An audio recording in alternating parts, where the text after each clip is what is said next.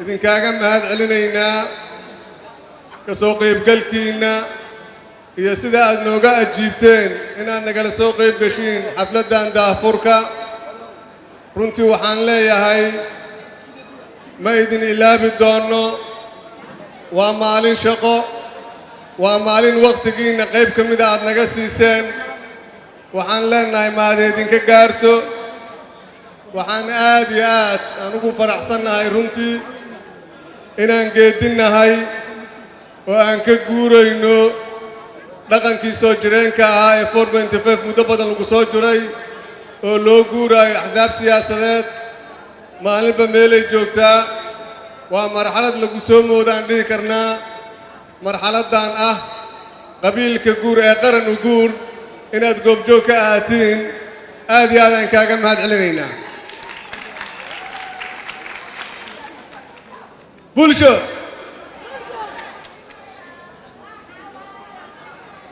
حسبك وحمايا وحوارينا يا حاسدكو لدرينا يا صوماليا وهرودك يا حاتويا بودينا يا حركي يا برنامجك حسبك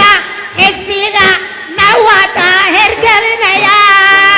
بوجا ما شاء الله waxaad ogaatiin nuurka bulshada waa haweenka haddeen haween jiri lahayn howlkana ma nuureen bulshaduna ma nuurteen dhallinyarada iyo haweenka aan ku faanno oon mar kastaba aan libinta siino waxaan leenahay aad iyo aad u mahadsantihiin aniga waxaa iiga aadanay soo dhoweyn waan idin soo dhowaynayaa 1,000 jeer waxaan ayagana u mahad celinaynaa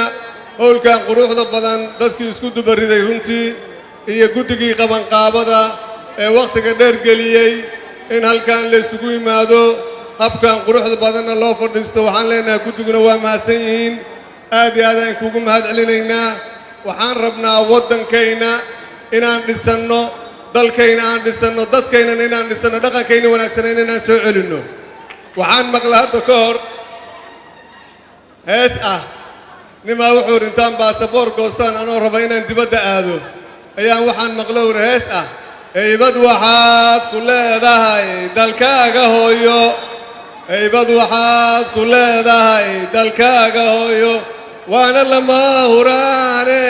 agarlay wax ugu qabo antiyey macaan waa midaan hoy laga orane heestaasaan maqlo ur markaasaan baasaboorkii barkinta laabkeedaan gelsho ur waana ku ilaaba markaasuu ku gogo'ay dalkayna iyo dadkayna aan dhisanno aan isku fillaano aad iyo aad mahadsantihiin soo qaybgalkiina mar labaad iyo mar saddexaad waan kaaga mahad celinayaa salaadiinaa fadhido dad wax ku oolaa fadhiyo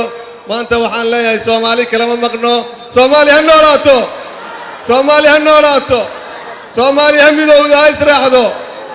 idinkana noolaada